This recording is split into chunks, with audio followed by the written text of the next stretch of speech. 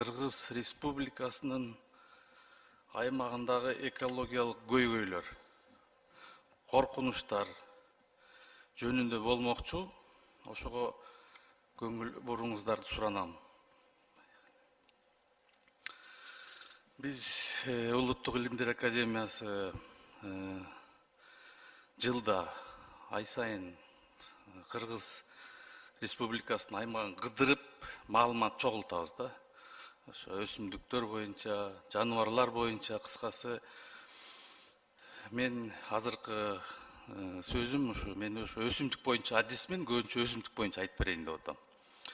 Ушул эле жылы бизге өкмөт тарабынан тапшырма берилип, суусамыр өрөөнүндөгү жанагы экологиялык абалды карагыла деген бир тапшырма берилген. Могу сүрөттөгү ошо суусамырдын эң чоң бир көйгөйү да.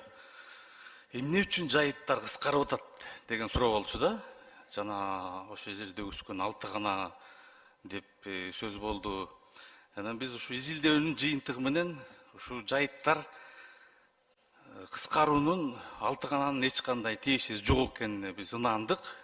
Эң эле биринчи көйгөй могу жолдор, мына сүрөттөгү жайлоону тебелеп аткан жанагы жыптар, жанагы малчылардынбы же туристтердинби иш кылып жайлообуздун баарын тебелеп атат. Бул жеке эле суусамырда эмес, Кыргызстандагы болгон жерлердин баарын ушинтип эле жол болуп калды жайлоолорубуз.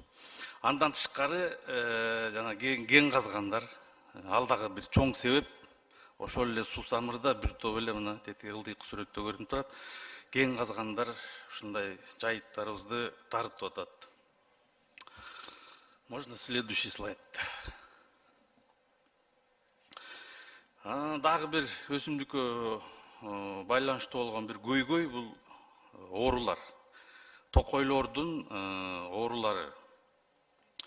Улам ушу оорулардын кесепетинен миңдеген биз аянт токойлорубузду жоготуп атабыз. Акыркы миң жылдык дарактарда могу жаңгак токойлорунан тартылган, могу үстүңкү сүрөт Арслан бабдагы жаңгак токойлор ооруп, ар кандай оорулар менен ооруп, ушинтип биздин токойлорубуздун баары чөлгө айланып баратат. Акырын-акырынчы билинбеген менен. Кийинки слайд.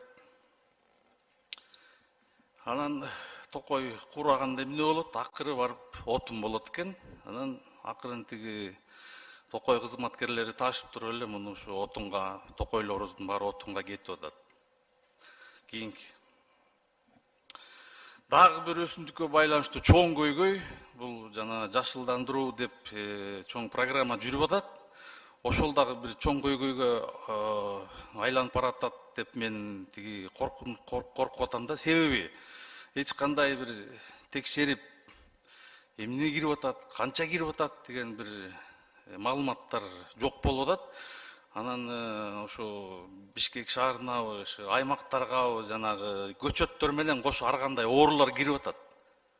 Вирустар кирип атат, микробтор кирип атат. Мына могу сүрөттөгү ушу Бишкек шаарынан табылган бир ооруда Кыргызстандын аймагында мындай оору келе элек болчу, менин билишимчечи. Мындай оору жок болчу, мына кирди.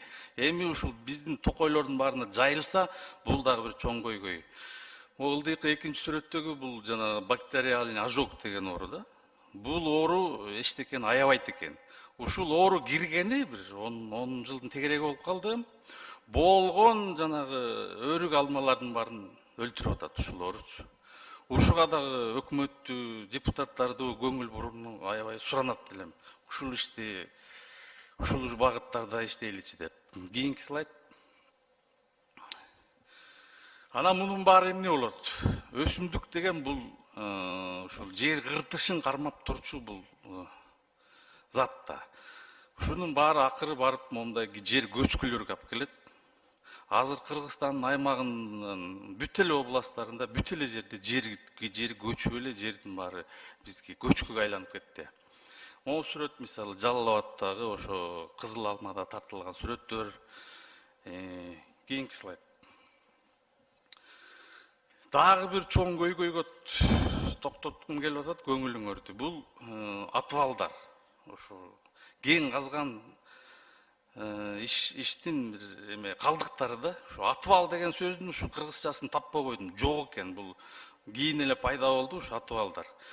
Кийин пайда болсо дагы ошо акыркы менин эсебим боюнча кээ бир атыбалдарга 100 жыл болду. 100 жыл. Мисалы Айдаркен жана башка дагы атыбалдаргачы. Ошол атыбалдарга бир өсүмдүк, бир чөп чыга элек.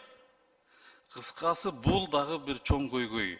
Биздин жайыттарыбыздын кыскарып атканын дагы бир себеби бул атыбалдар.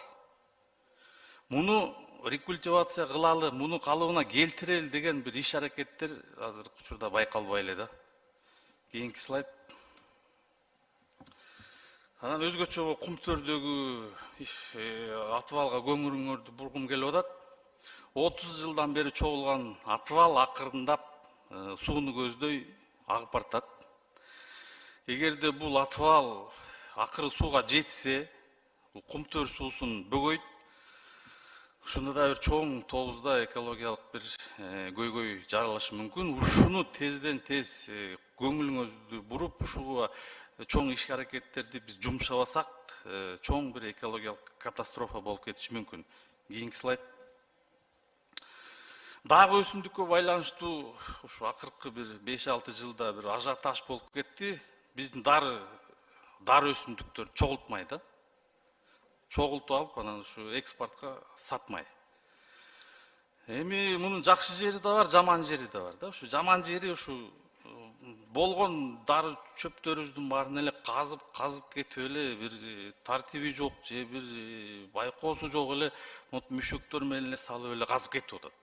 Анын ордунун баары биринчиден өсүмдүктөрдү жоготуп атабыз биз. Экинчиден бүт эле алар күрөк менен казып эле бүт тешкилеп салды жердин баарын. Ушуга байланыштуу биз ошо бир мораторий жарыяласак, ага карабастан дагы эле чогултуп атышат да. Ушуга да бир көңүлүңөрдү бир буруп коеюн дедим эле. Кийинки слайд.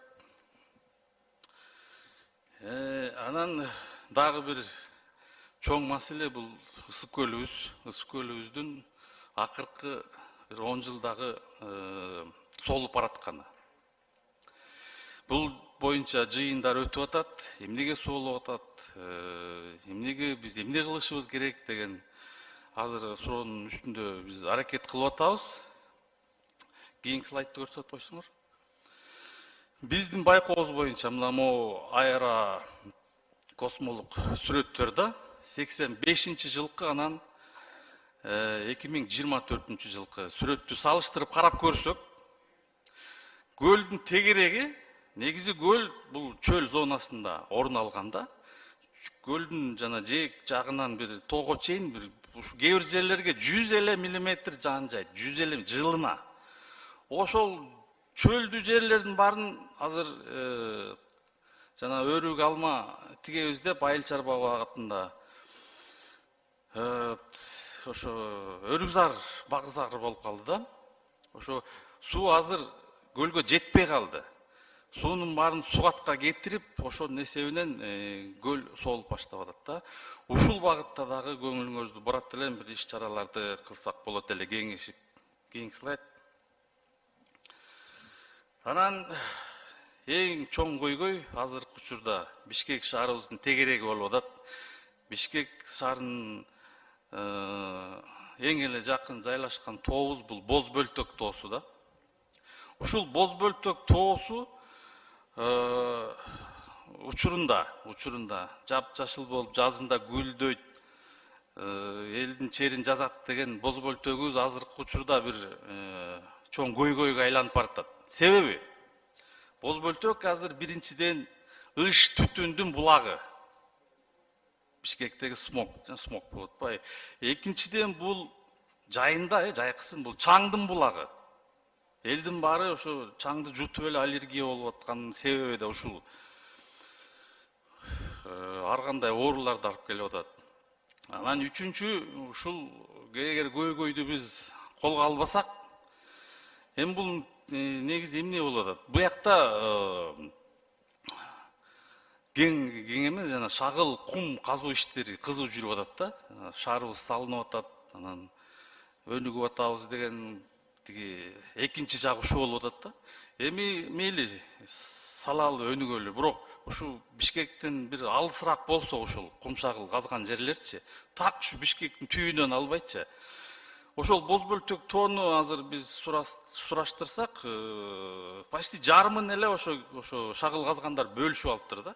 Кыскасы боз бөлтөктүн келечеги бул чоң эле бир карьер калган атат. Жана Кумтөрдүн карьеринде эле болгон карьер калган атат да. Ашып кетсе бир жакынкы эле келечекте.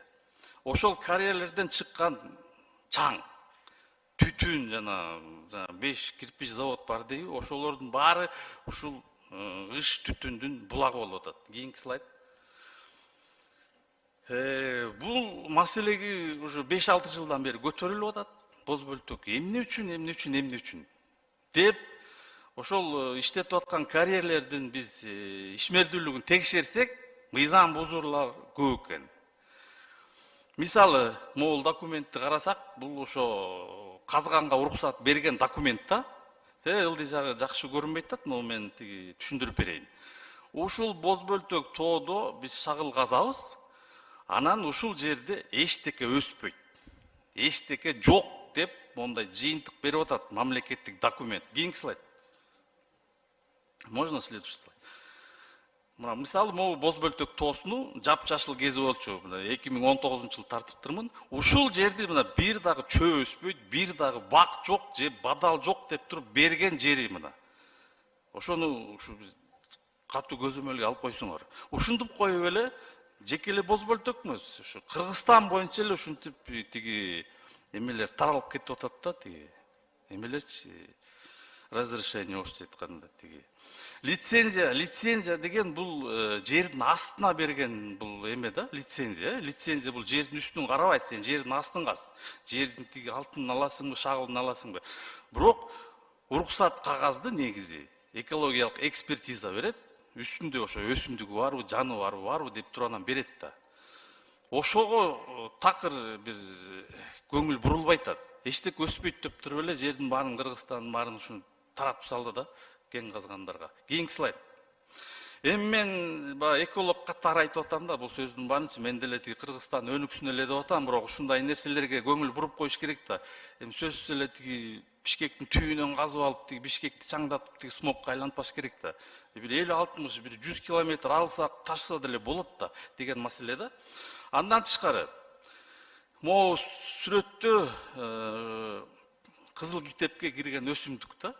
Ушул юнона, орусчасы араладай юнона деп атычы. Ушул боз бөлтөктүн тегереги байгелди, ушул тегеректе өсөт дүйнө жүзү боюнчачы, Ушу эндемик Кыргызстандын кызыл китепке киргизген тийбегиле буну депчи. Ошого айтпастан, ошо айтканга карабастан эле тигине экскаватор туруп алып, өскөн жерин жайлап атат да. Эми эгер бул өсүмдүк азыр токтотпосо, бул өсүмдүктү биз дүйнө жүзүнөн, Кыргызстандан эмес, боз бөлтөктөн эмес, дүйнө жүзүнөн жоготобуз. Ушундай бир чоң көйгөй. Кийинки слайд. Эми жана экологиялык ущерб, зыяндылык боюнча. Ушу мен өсүмдүк эле келтирип кеткен, бул катты биз Министерство экологияга жөнөткөнбүз. Ушул өсүмдүккө болгон зыяндын эле баасы 300 миллион болду. Бул биз эсептин эле башы, булчу биз кызыл китепти өлтүргөн үчүндүк эле 300 миллион. Андан тышкары аякта жайыт деген бар, аякта дары өсүмдүк деген бар. Булардын саны санала элек дагычы. Барып санаш керек. Экологиялык зыяндылыктуу чыгарыш